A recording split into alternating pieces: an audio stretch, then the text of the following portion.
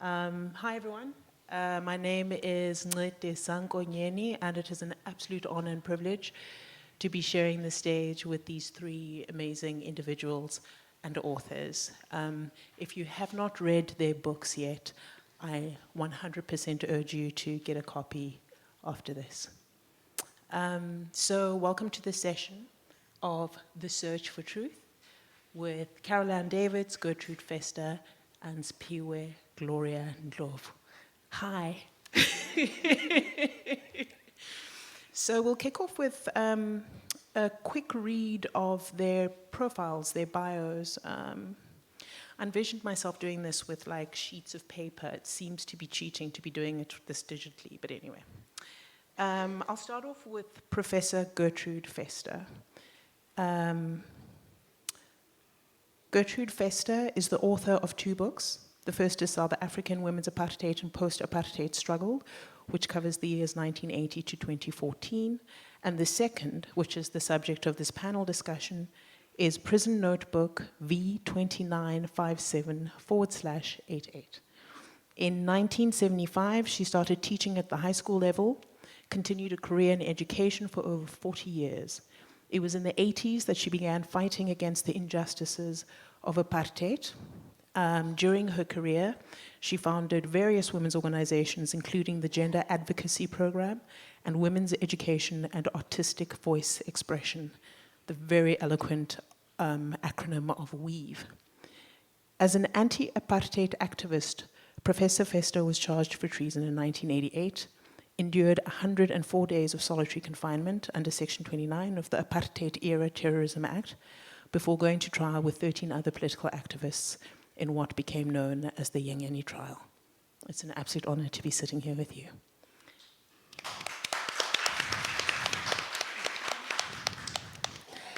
Our second panelist is Siphiwe, Gloria, and Ndlovu, whose third novel, The Quality of Mercy, was published this most recent spring day, just 2 days ago, yeah? Wow. She's also the author of the best-selling novel, The Theory of Flight, winner of the 2019 Sunday Times Fiction Prize, and which is currently a school set work, and its follow-up, The History of Man. She's also the winner of Yale University's 2022 Wyndham Campbell Prize. You're a writer, a filmmaker, an academic, who holds a PhD from Stanford University, as well as a master's degree in African Studies and film from Ohio University.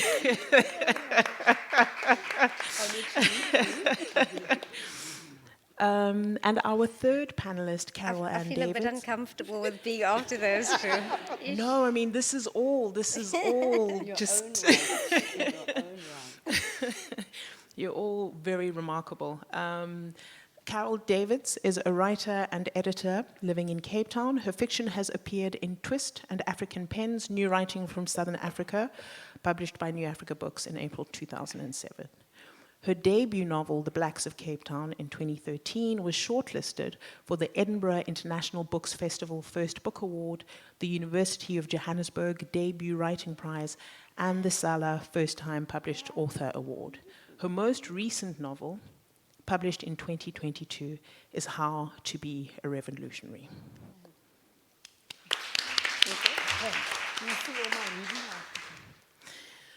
So yeah, how this is going to go is I've just pulled out 5 or 6 questions that came up for me as I was reading each of your books. As I say, phenomenal. I couldn't believe how lucky I was to get the opportunity to read them.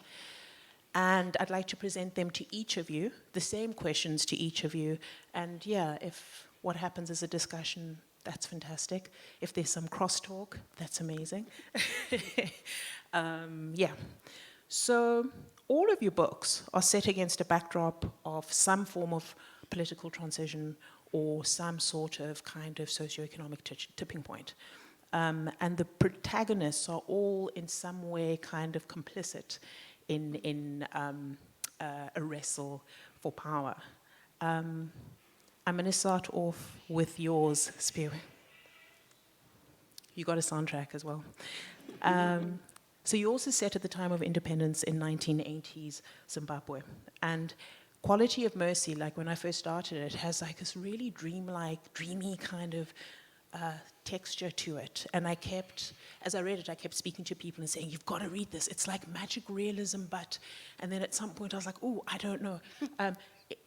And it really made me curious about, you know, what Gloria Naylor calls, what does she say, the rivulets of influence for her writing. So I was really curious about that. Thank you, and thank you everyone for being here. Yeah, so I think in terms of influence, I read a lot of, speaking of Gloria Naylor, I read a lot of African American writers as a graduate student, and I really liked the way they were, you know, that thing that Toni Morrison said, telling the stories that they wanted to read, not necessarily the stories that had been written. And so when I started writing about my own country, I thought it was very important to tell the stories that I would like to read as a Zimbabwean, very much positioned in a minority ethnic group from a very particular part of the country, what stories are coming out there. So my influences, you know, in terms of Zimbabwean influences, this amazing writer called Yvonne Vera who passed away way too early at the age of 14. And she was the first person to really engage with my city, Bulawayo, as a setting for a novel. Like really, you know, we have an industrial history. We've had a very unfortunate post-colonial, sort of like what happened to a lot of industrial cities in the past 20, 30 years where the industry is no longer there, but we still have the population and they no longer have work to do, you know. So it's this deterioration. So I got that particular love of writing, a way of writing, a way of thinking about writing about where you come from her. So she, I mean, I think if you look at a lot of contemporary Zimbabwean novelists from Bulawayo, they all sort of like have that influence of Yvonne Vera in there. She really showed us how to see our city in this very complex way, which is a very beautiful way. She wrote a very beautiful lyrical language. So I think we try to emulate. I don't know if we get there, but we do try to emulate her style and her Certainly. way of seeing the city. Sorry. No, certainly. I think you also, just the patternings of that post-colonial kind of time were so on point, and I was so excited. At first, I thought it was South Africa, actually, and kept thinking, oh, I can identify into this. And then when I took notes of the dates, I was like, oh, right. But definitely those patternings of that type of setting they were on point, totally. Thank you. Professor Fester. Please, I'd like Gertrude. to extend the same to you. I mean, yours, it's a life story that spans from, you know, the time of apartheid and stops just, you know, like, you know, their reflections around independence. But yeah, I'd like to extend the same thing, the rivulets of influence. Well, I must initially just say it was a historic and imperative, historic mandate, I think. Firstly, I always liked the idea of writing. And then we were in the women's movement and we were amazingly active. And we'd have all these women from all over the world, well, mostly, you know, first world, come and interview us for 2 or 3 days. And then they'll flit to now, Natal Organization of Women. They go to Joburg, to Fetro. And they go home and they write books. But this is not what we said. And we said that they must first send us the draft. Only one group ever sent it. It was the Catholic Women's Institute, the book Masitete Isixhosa. No, not Masitete. Vukani Makoskazi. Those are the only people who sent back. So they distort, and then everyone would say, Gertrude, you must write our history, you must write our history. So, of course, I must say, you know, people like Tinya Shlope and Miriam Tlali, you know, those were these, Ellen Kuzwaya. I mean, here were these women writing, but life is so busy, we don't have time to write, so they made time. So, yes, so of course, now, can you imagine being in solitary confinement? I think 1 or 2 people know what that means down there, very, with nothing to do. And then, okay, stop feeling sorry for yourself. Breyten Breitenbach wrote the Confessions of Albino. No, but he was on trial, he had a pen, he had paper, and I've got nothing. And then I decided, okay, stop feeling sorry for yourself. So it's ironic that it was in prison, and I was wanting to write all my life, that I first composed the play and the poetry in my head. And I must say, you asked earlier something about relationship with yourself. I was astounded that I could actually sit there in prison, in this solitary place, everything grey, even sheets, grey sheets, and compose a poem and hear sounds and think, now what are those sounds? Oh, hurrah, it's carnival time. The music from Maynardville is coming into my cell. I can almost see people eating ice creams and millies. So, yeah, so it was just first in prison. And of course, when once awaiting trial, when you actually had access to pen, and then you had to fight to get more than 2 pages a time, and everything is battle. But yes, it was, yeah, so it was a, I think, but also for us as women to write, and then as black women and women in the political struggle. I mean, we already been written out of history, by the way, eh? The history of the UDF has been written and published, and they don't even say that UWO was part of all the groundwork. So, yes, we have to do it. I'm also hearing a consistent theme of also black women influence in both of actually your responses, which, so Caroline, how to be a revolutionary? I mean, so yours starts in the 80s, apartheid, South Africa, right? But it steps into those murky waters of post-apartheid independence, and actually really we go there with the protagonist, Beth. And reading it feels like time travel, right? Because, we've got a few narratives or narrators going across different times, across continents, across socio-political settings. So it's, yeah. And again, there, I was interested in the influences that actually you drew on to put that together. So there were many diverse influences. I mean, there are literary influences, but I think one of the important narratives which is based in South Africa is the murder of 2 young activists, probably when Professor Fester was, in solitary confinement, in fact. Gertrude was in solitary confinement. So that was kind of something that happened when I was a similar age to the young activists, and that kind of lived with me. So it was the murder of Robbie Waterwich and Colleen Williams. Yeah. And so that is one of the narrative strands. The search for truth, because that was at the TRC in 1994, I think, but that hasn't really been cleared. It's still very murky, and their families don't really have justice. And so I do touch on that.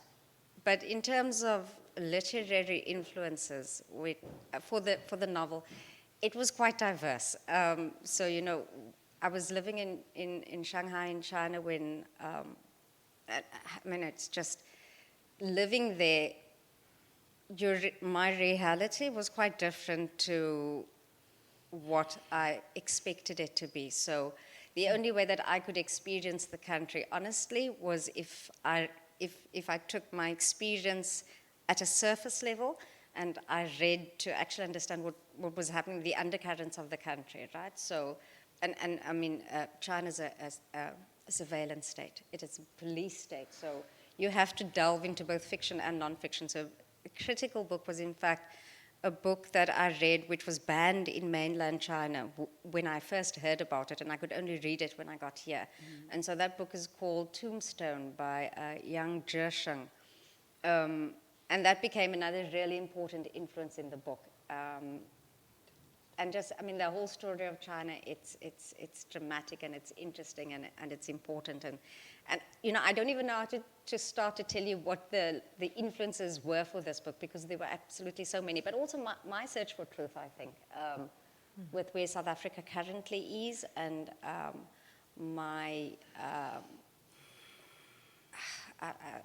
trying to think of a fair word.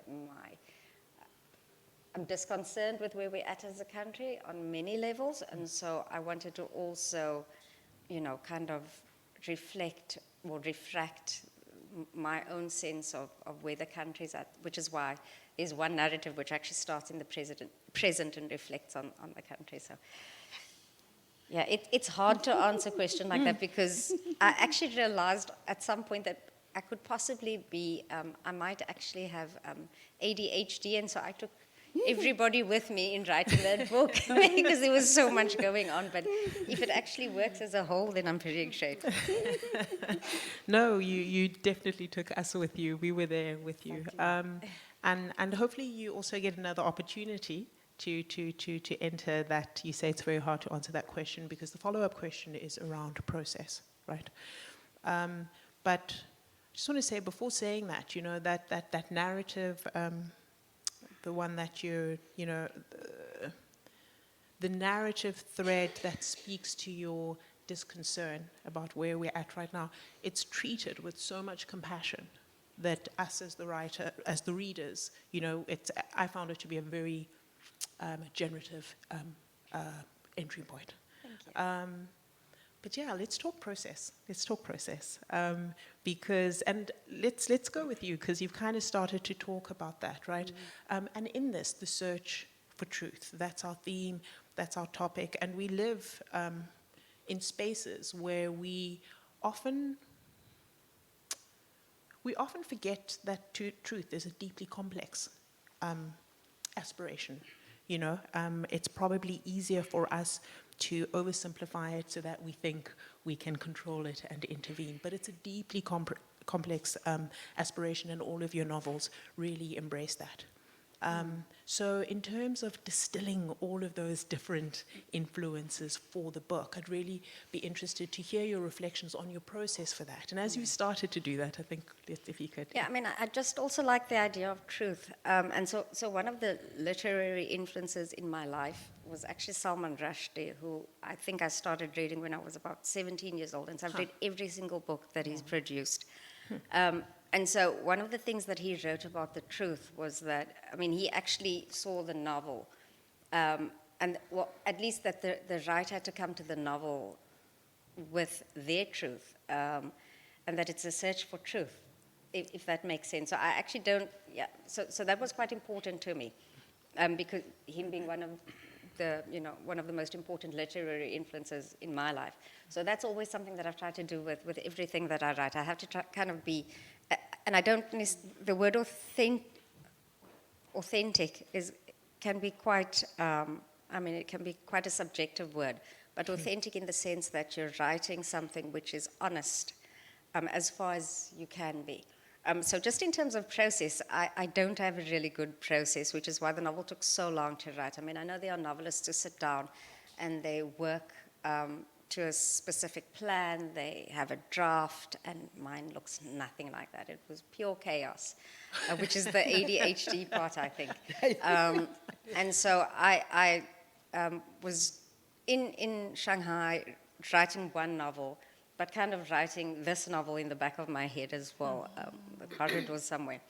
And so when I came back home, I could actually start looking into the books which were banned in China, and then kind of start the process of this novel. But really, and again, that came from Salman Rushdie, there's a key.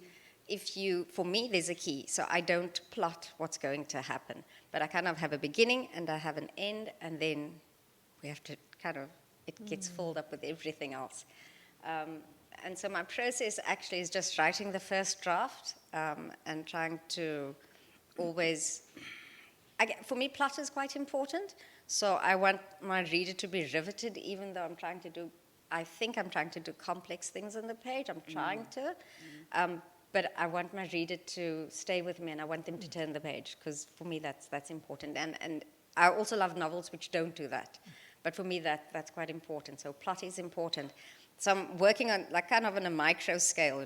Every day I'm kind of doing, it's every day for bloody years. But and then the editing process is actually really important for me as well, because for me that's where the cohesiveness of the text works. So the first writing, that's just your creative splurge. You just There's no real sense of that this is a body of work. But in editing, it becomes a body of work and becomes something serious and something with arcs and, something that can sit together and actually, and hopefully that's where we weed out all the ADHD issues.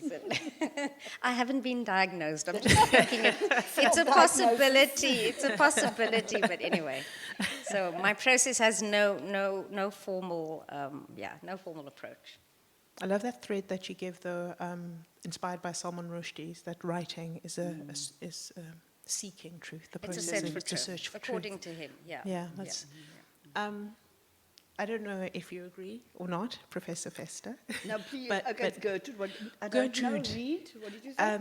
But in terms of your process because yours is, I went in there thinking, this is an autobiography, right? And I went in with that framing of what autobiographies look like. But it's a beautifully feminist, I found it to be a very feminist composition because, there's different voices that come in there, there's different media that you draw on, not just necessarily just prose, if I can put it that way. So yeah, I'm really interested to hear your process for deciding on the form of the book, putting it together. Well, the first thing I need to, I don't know if I said it earlier. Maybe I said I did. The can say it first thing again. was the play, right? And when the Beijing conference sent out invitations for workshops, I said, well, I want to do a workshop on the creative ways in which women deal with trauma. And just Beijing, to 1995. And just to quickly contextualize for those who don't know or might not have heard it when it was said earlier, this is the play that you created while in solitary confinement. Yeah. Yeah, it's called The Prison, the Spirit Shall Not Be Caged. That is the play. And then in Beijing, I did the play and then had the workshop and discussion. It's fascinating, people from all over and what women have done. And it was also very emotional because throughout the play there was someone crying to the right of me aloud. But yeah, so that was the play. And then of course I always wanted to write this prison. It was supposed to be called No Heroic Tale, this book. But of course, you know what, the political activist in me, you come out of prison, you've got to be on every single platform, you've got to make speeches. No, we want a cater, you must be there. And then of course I was a member of parliament and there were just so many new laws. I mean, it's hard work. I mean, people don't know that. I mean, until 10 o'clock at night, we were working. And we had a joint monitoring committee. We had to do all those, recognition of customary marriages act, etc. Then I was a commission on gender equality. Then I was advisor to Pumzile. Then I was advisor to Noma India. I mean, there was no time for Gertrude and for Gertrude's writing. Then I thought, no, man, this politics business is not working for me. Because apparently I was nominated for some position. And you know what I would always do is I remember seeing this first MEC and I said to him, you have no women on your SMT. And I think it must have been him when my name came up and it said, she's not loyal enough. Well, I critiqued the issues around gender and I critiqued the issue on the fact that gear was introduced without our discussion. So I was always a dissident ANC member. I don't know quite what I'm now, but anyway. So then I did my PhD, and then I always had this play half. I've got the half plays, I've got the poetry, I've got always half things all over. And then I decided, look, I must start writing now. So this is now 33 years later. And so I had the prison play, the actual play, and I had the state of emergency, all the things that happened there, and then I had post, that's all I had. And then military veterans invited me, because they actually have a mandate to facilitate the publications of struggle stories. And they have a system where they have someone from HSRC to work with you, which I think it's a very good idea, except it didn't work in my case, because I again had this man telling me what to do, like my story. So in terms of search for truth, I say in the preface, this is my truth and my rendition of the trial. Then they also, this HSRC research, it would be nice to have a chapter on your childhood, what influenced you to become politically active. And then he said, oh, these interviews with the women from Ukal, these are fantastic, it must come in. And then, of course, what I also did is, for those who don't know, I actually had the absolute privilege of teaching transitional justice, mainstreaming gender in Rwanda. And you have to just live there to see what reconciliation is, what forgiveness is, what is trying to work out how to do restitution. I mean, it was a privilege.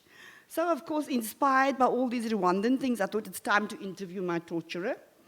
And nobody wanted to give me his details. And then I remembered the MEC for Correctional Services, SACP comrade, was always with him, smiling and laughing on television. So I asked him, why do you want it? And they wouldn't give it. So I wrote to him, and I said to him eventually, I want details, I'd like to interview him, and he refused, but he did give me a 3-page response, and the 3-page responses. So it's really a conglomeration. So there's a chapter on Rwanda and some of the incredible things that inspired me, and then I also did the last bit. I thought it's 2001. What has happened to all the other 14 trialists? And I want to just say here that our trial, the Nkonyeni rainbow trial, as they called it, because of the range of people, religion, etc., that our trial is a microcosm of South Africa. Moi, I live on the beachfront. I see Table Mountain, I see Table Bay. Some other people drive red Ferraris. I discovered, after months and months of people in our trial, living in informal settlements. One has not had a job since 1990. So you see, our trial is a microcosm of this country. Sorry, man, I didn't want this to happen. But it's really so sad if you think how these people worked so hard for this country. Okay, that's the process. So it was very emotional. It was very difficult. I had panic attacks when this man tried to tell me what I must write. So it was reliving some of the trauma of solitary confinement and having all these white men. But here I am, and I live a very full and wonderful life, and I'm privileged and blessed. I also am one of the few TRC victims of gross human rights. I got my 30,000, and I get my special pension. I have a PhD, and there are others who are walking around with bullets in their bodies. TRC has not worked for them. Thank you. That's the process. Thank you very much. May I ask a Gertrude. question? May I ask, when you contacted the person who had tortured you, can we talk about it or not? We don't have to. We really don't. Yes, I phoned him. I took very long to phone him. Is it okay if I take up more time? No, of course. I was very scared to phone him. So when I was at Canal Walk with hundreds of people around me, I don't know if I thought that was like a reinforcement. So there I was, phoned him. And I said, oh, do you remember me? And do you know what happened? He started shouting at me. Yes, you didn't tell the people that my wife did washing for you, and I haven't been cruel to you. And Gertrude came back into victim mode. And I was totally silent while this man was shouting at me. And then I took a deep breath in, and I remember this is my phone call. And I said, excuse me, I just want to ask you a question, and you know as well as I do. You know, I have never, ever used his name. I've never, ever used his name. It's the first time with the sort of almost encouragement or coercion from the HRC researcher and military veteran. It's the first time I used him. I said, I've never used your name. And I just wanted to ask you if I could send you some questions. And I've sent you some email questions, and he gave his email address, and that we had quite a... in fact, I got the whole email correspondence, I think, as part of the appendices. Yep, so that's it. And also, I must also say, when he was a captain first, right? Then he detained all of us. He became a major. Then he became a colonel. I don't think I got my hierarchies properly, but you maybe correct me. And anyway, he's a general. So can you imagine the general's pension now? And Butu, accused number 7, lives in a shack. The process you've described, as well as the follow-up question as well, it just, it's reminding me as well that in the book, there's just these moments as well of the triumph of the human spirit as well. You know, just now when you said that, you know, you went into victim mode and then, you know, you went back to what the purpose of the conversation was, and you took back and you asserted that agency.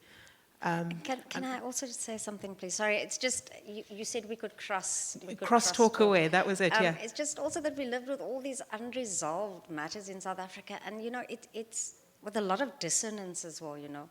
So, I mean, I said to Gertrude before we began that, you know, when I was young and in school, she was very well known, and it was very well known that she was in solitary confinement and what was happening to her for us who were young students. And, you know, so there's that, but then we also live with this dissonance of just, you know, I mean, it's life actually, it's also life, and it happens in many, many countries who've experienced these massive traumas. But it's interesting to me that, you know, we kind of just keep going on, but we also kind of forget that these things have happened to people.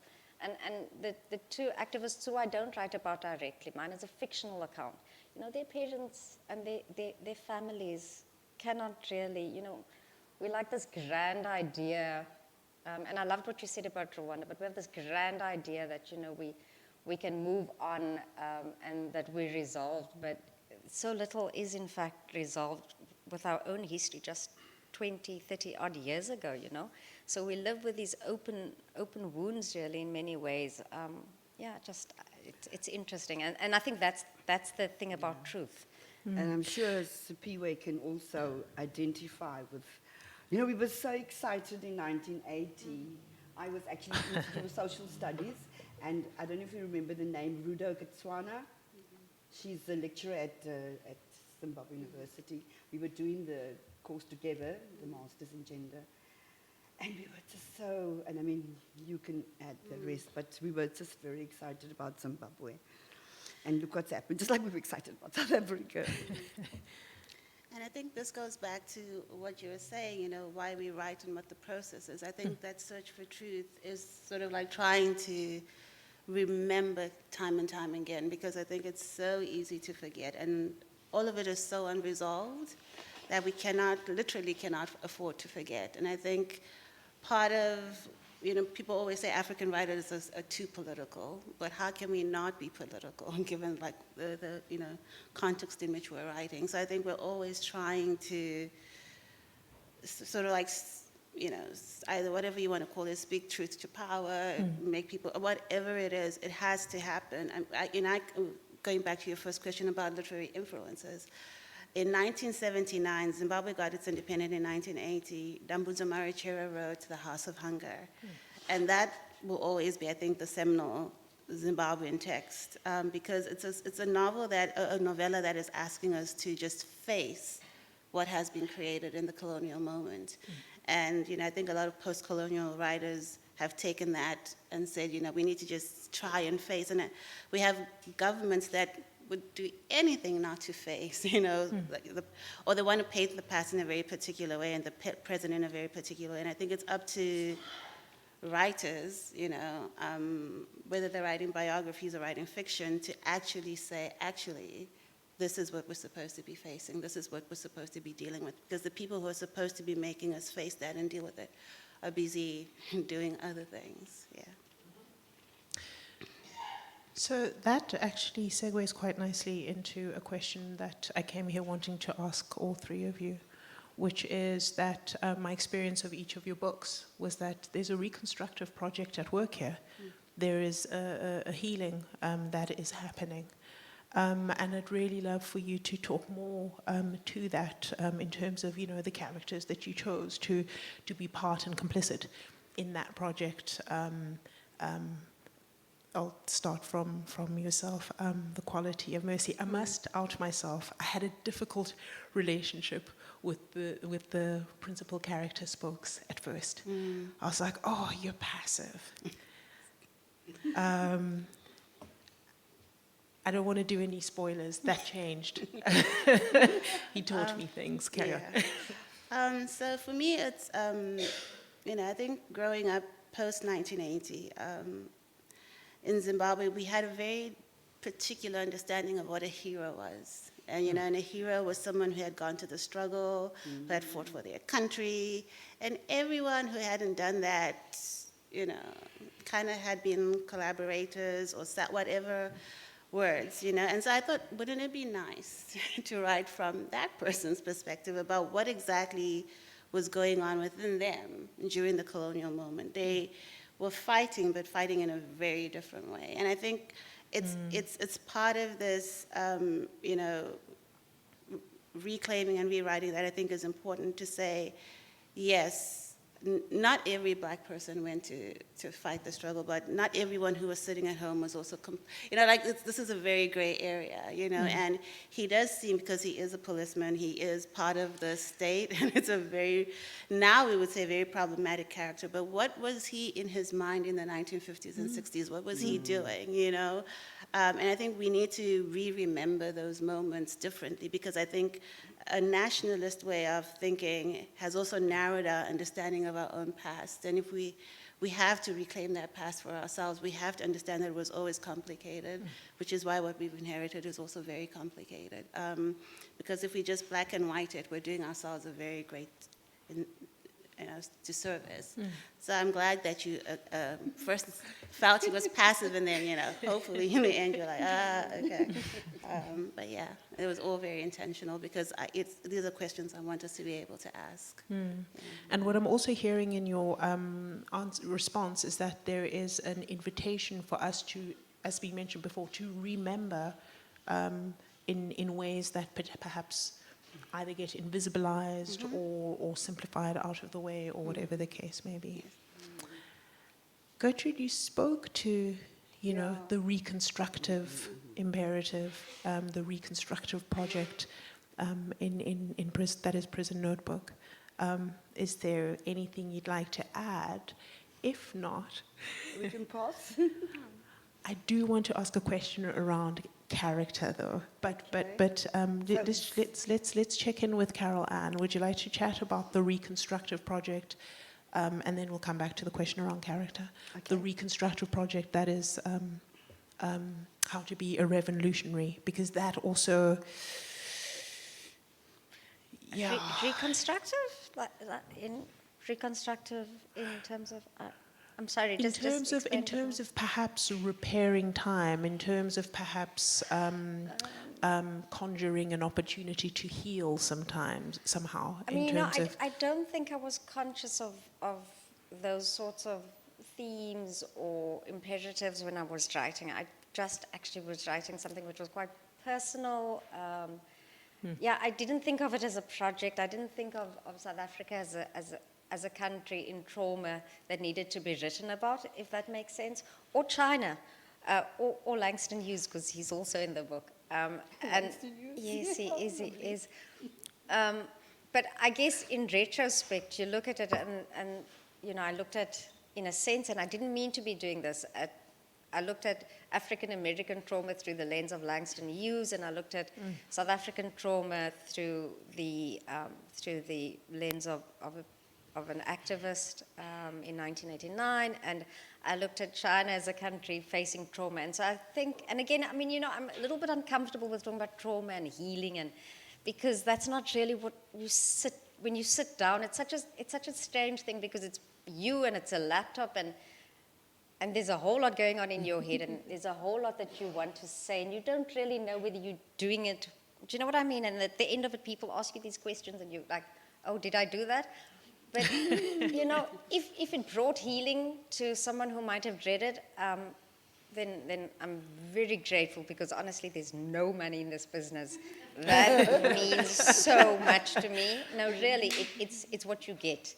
And I don't at all, for a second, take it for granted. That means a great deal to me. And I don't know whether it was healing for me in particular. In a sense, perhaps, because it's a creative outlet. It's what I'm, in a sense, happiest and most miserable doing when I'm writing. So, there's that. I don't know if it healed. I think maybe just it left many questions. Yeah, I don't know. Did I answer you?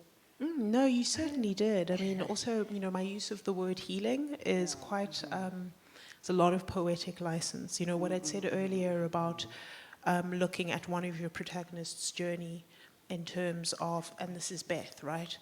She really kind of struggles with this notion of her potentially being complicit. She struggles with this notion of her, false allegations that she asserted, and she moves to a point of redemption, And for me, reading it now in the current political climate of state capture, and all of those cats who were revolutionary, some of them revolutionaries at that time, and making decisions that aren't necessarily, that don't suggest that they're engaging with how complicit they are. It gave me a sense of compassion for, perhaps the internal. Thanks for saying that. That's important. And I almost, if you don't mind me speaking for 1 second more, I almost feel like when you look back at a country that has been through a revolution or a war, you almost need to look at people at different phases or different stages of their revolutionary lives. Do you know what I mean? There's the revolutionary, and then there's the person who comes to power, and power does, power does. I'm not going to quote any great Marxist or the manuals, but power does really alter one's relationship with oneself, and then with it. So I almost, does that make sense? That you need to almost look at people at different phases of their development, because we always speak about a human being almost as an entity in it. But people change in different ages, different stages. You know what I mean? So anyway, I could go on. Let me stop. Maybe I could just say that every time I do the play, I say, oh, it is working towards my healing, So what I think I need to emphasize, the fact is that the wounds are still there, the scars are still there. So yes, I do sometimes, if I think of my fellow trialists, I do become really upset and sad and angry. So yeah, so that does come, I think that's all I need to say. And obviously, I also do writing workshops with prisoners. So it's really wonderful to do that, and with women's groups, and and the things they share. I mean, for example, just this one book that I'm busy with for years, 21st Century Psalms by Women. And so it's not the Psalms of, God, you brought us out of Egypt and blah, blah, blah, blah, blah. But they must use the Psalm, and then what it means to them now, 21st century, and how women get out of violent marriages and things. So for them, and they also wrote how this has helped them with their own healing. So yes, I think that I do use writing as some sort of creative and regenerative and healing force. Although the healing takes, as you noticed, it still takes time. But I think I mustn't just speak on certain things and I can be fine. Yeah, so just again to share back, for me, as I mentioned, there were those, just to put into perspective, I actually looked this up. I think the United Nations says, 15 days of solitary confinement constitutes torture, and you survived 104 days, and for me to read those moments where you did claim back your agency, those moments where you did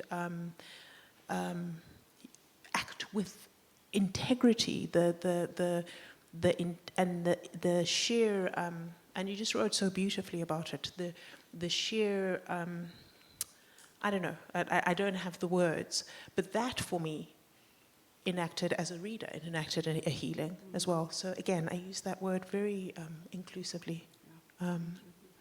I'm aware of time. I've got a question or two left, but I do not want to prevent the audience to ask any questions. How do you feel about us opening it up to the floor? Yeah, and then you can ask if there's still time. To take any questions that might be sitting in this space. Down here. Do you see a hand? Oh, I thought the hand was No, up. I don't think, I It's don't think just that was a hand. gesture. Oh, okay, great. Hi. Thank you for this wonderful interview. The way you host it, it's just beautiful. I don't know if this is a question per se, and I'm not sure who to direct it to, but so please bear with me. This was quite a surprise for me to take the mic. But what I loved about the healing conversations, that the comments that you're making is just, I feel South Africa is traumatized, and one of the best breakthroughs in PTSD treatment is getting survivors to live through the experiences of others. And so I just want to thank you for providing that experience for other people to process the different elements of their own truth and the different elements of themselves in ways that provide empathy and compassion and insights. And I think that that is healing. And so thank you. You've been bold and you've sacrificed, and you've gifted us with an opportunity to just reclaim humanity in this country. So thank you. That's not really a question, but anyway, I really had to say Thank you, that. that's Yeah. beautiful. Thank you Yeah. so much. Thank you. Yeah. Thank you. Well done. You've done it. Thank you. Can I chip in again, by all please? means. I'm sorry, I just want to say what I think Siphiwe was also saying, was that the place that we're at in this country, we are very angry, many of us, with our government and with ministers in our government. But I guess I always want to step back, and with Zimbabweans as well, I think it's the same. But these were also people who were severely traumatized, which when you sit beside someone like Gertrude, you understand the level of trauma. So I guess, yeah, I'm not sure why that I need anybody to respond differently to what we have. But you often hear young people saying, yeah, but that's the past, like, that's done. Yeah, it's kind of not the past. These people live with trauma. So I'm furious with many people in our government, people in my family, just by the way, as well. So, and I live with that, and we deal with it, but they were also severely traumatized at some point, and they have suffered losses. And sometimes I think about someone like Thabo Mbeki, who lost a son, didn't he? Yeah, in fact, I was thinking of that right Isn't now. it? And You see, even look, though we he were went to the thinking it. TRC, Yeah. there's still no conclusion Yeah, around whether yeah. he has been killed, whether he left the country and is living somewhere else. His son. His son, yeah. So we don't know this, and I do think fiction is a very important place where we can tell these stories. And so thank you for what you said, because we can actually also express those sorts of, the human truth, which is sometimes lost when we're doing the day-to-day analysis of where we're at and what we need to fix. And we do need to fix it, and we do need to sometimes also be harsh and say, well, this is justice. And, we have to be pragmatic about it, but we also have to be humane, and I'm going to stop my apologies. Can I add to that? I'm torn because I want to Yeah. ask, and I'm also aware that with Siphiwe you've been quiet for a while, but I'm torn between two follow-up questions that I want to ask you, actually. So can I ask you both, and then you can choose which one?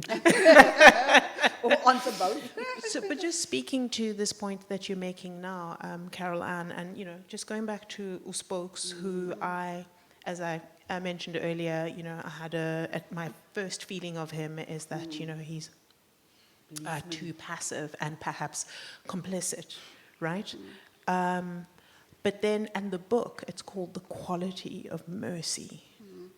And as I was reading it and I was seeing how he kind of shows up to this very strange time where, what is said to be, where fact and fiction are just really getting really, really blurry.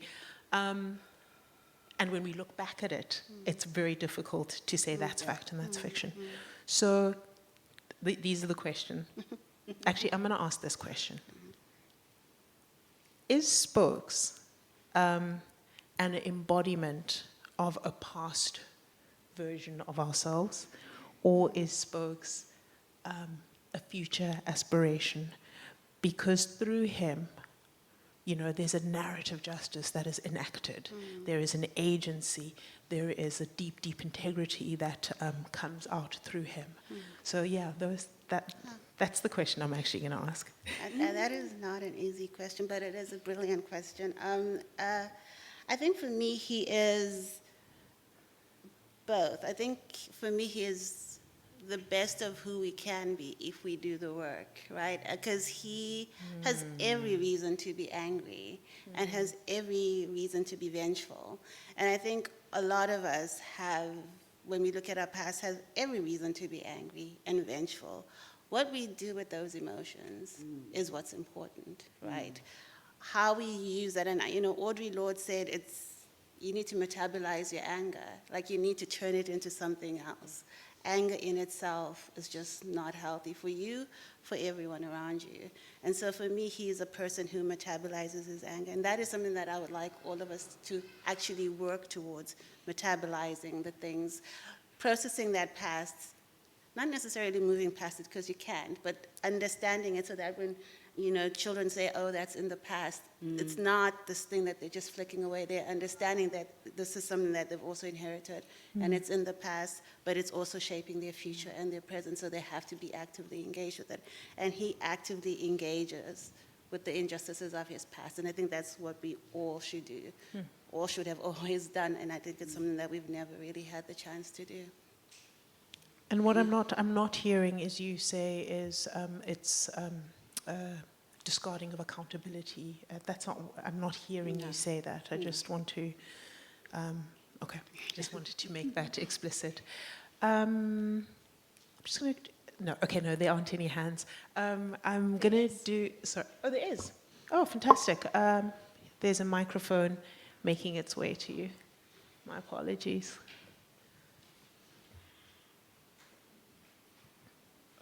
Hi, can I stand up?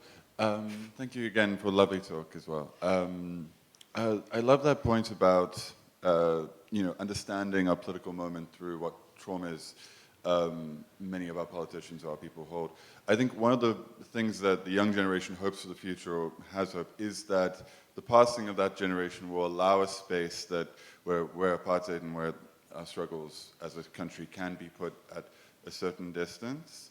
Just to understand it, but of course that's optimistic, utopian thinking.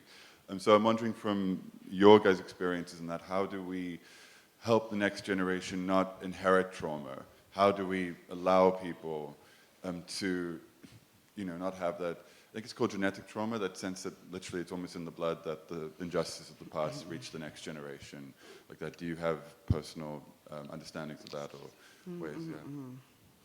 Can I respond? The first thing that I want to emphasize is the importance of intergenerational dialogue. I think it's very... I struggle to understand how educated people my age, 70, which means that they were adults in the apartheid, tell me when they read my book, they didn't know that these things were happening. You know, there was the Beyers Nordier, there were all these other Ruth First, etc. They never knew that these things were happening. And they're also in schools. So one of the things that and right next door at the Peace Center, there's at the Desmond Tutu and Leah Peace Center, there's a history exhibition. And what they're doing is they actually send invitations to schools and assisting with transport for them to come here, to let the dialogue be there. And then also I'm donating my book to schools, and I say, can I speak to these teachers? Or can I address some students? Because I think it's important to know and understand. But also as a feminist, I think, some of the younger feminists, with due respect, you think that these things are taken for granted, that we can have what we have today. It was difficult. It was horrendous. If you look, by the way, I can advertise. I'm doing 120 years of feminist struggles at UCT Summer School. From 1890, what has happened and how have they worked? So the intergenerational dialogue, I think I want to stop now. Maybe other people can speak. So the intergenerational, and you know what? Some of the, unfortunately, mostly the private schools, they are asking good questions, like they had to interview a parliamentarian in the first session. They had to interview a political prisoner. And the other thing, Barbara, I don't understand that none of our students ever, I have interviews from China to Timbuktu, and nobody ever, they don't do any research on what's happened in our country. Except, I mean, even some of our things are written by Indians on internet. So there's something, and in women and gender studies, they don't do anything of the past. When I ask some students, they say, oh, they do feminist theory, which of course I suppose is very important. But you know, you also need to know what happened in your country. So there's a hiatus in terms of, you know, but we also need to write maybe more sort of interesting and different versions of textbooks, etc. So we need to be creative and to share and to dialogue. I would love to have a dialogue with you. We can make a date. Would either of your other panelists want to add to that question around how do we prevent the continuation of generational trauma? I think, like what Gertrude said, there has to be dialogue. I think most of the times, speaking of passivity, I think we are just passive. There's a way in which we've inherited a very violent past, and we're just kind of hoping that the future just won't be as violent. Like we're just going through the motions and hoping for the best. And really, in order for us to realize what we want, we have to make it possible. We have to fight for it. We have to work for it. And we're not. And I speak as a Zimbabwean and someone who visits South Africa a lot. I don't think we're doing that work. You know, we're just hoping for the best, and I think we need to start doing that work. So the way China deals with it is they censure. The current generation does not know of the past traumas. So you do not know about 1989 if you're an 18-year-old Chinese person living in China today, right? You do not know that Tiananmen Square happened. Very unhealthy because it's going to rise up somewhere, somehow, and it does. I mean, and then you have an entire internet with these, like on Weibo, I think, you know, where these things do pop up. So honestly, that's the only way we can do it, is to have is to talk about it, and is to be honest. And so with my own kids, I try to be honest. I mean, trying to talk to your kids about apartheid when they're like 5 years old and they're about to learn something in school, it's a heck of a big conversation to have. But you have to have it, and you have to have it, I think, in a compassionate way. And I also don't want them to walk around and say, well, white people did this to...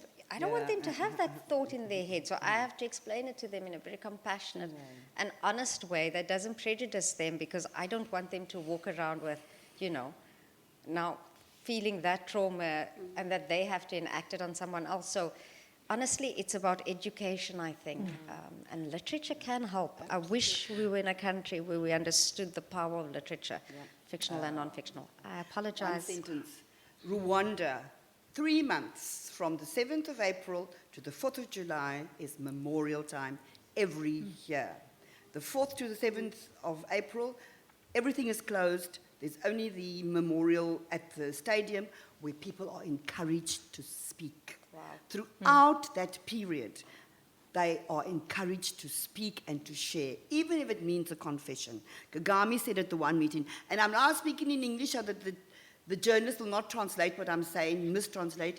Where have you buried our loved ones so that we can give them a dignified burial, so that we know the stories? They speak, they dialogue. We build houses, each institution does something.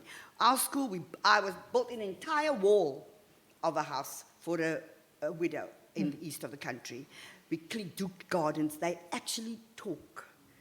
And yes, I know lots of people have lots of things to say about Rwanda, but from my experience for 5 years, and I'm still in touch with my students, they are really trying. The other day, even my Uber guy, I asked him, and he said, well, the only reason why I'm in South Africa is because I don't have a job in Rwanda, and it's the better opportunities in South Africa. But yes, the reconciliation, the forgiveness, his name is Claude. I didn't get his surname. Did you get his phone number, though? No, man, didn't get his phone. So what I'm hearing again quite consistently is that the search for truth necessitates dialogues across different borders or boundaries, real and imagined. And in that, I'd also like to include dialogue across different media. All of your books. Caroline, I think yours is a political thriller, I think. I don't know, but it had thriller elements. Because I was like, is it historical? No, it's not historical fiction, so that's where I've landed. And then Gertrude, a life story. I'm still kind of working out where to, but you know, we don't need to. I'm still also working out where to put Toni Morrison's books as well. So, but it's also through different kind of media, and all of your books and genres. All of your books also inspired me to go back to pieces of music. You know, looking at the relationship between Zimbabwe and South Africa, for example. Gosh, go back pieces of music of like Pink Floyd's Watching TV, Tiananmen Square. Go back to, like, it really inspired me to see the different places in our society where truth kind of speaks out, or a truth speaks out. Thank you for incredible questions. Thank you so much. Thank you very much. Thank you for a very wonderful session. Thank you, all of you. We're over time by 2 minutes, just 2 minutes. Please, I urge you to get these books. They're all absolutely amazing and fantastic. Thanks.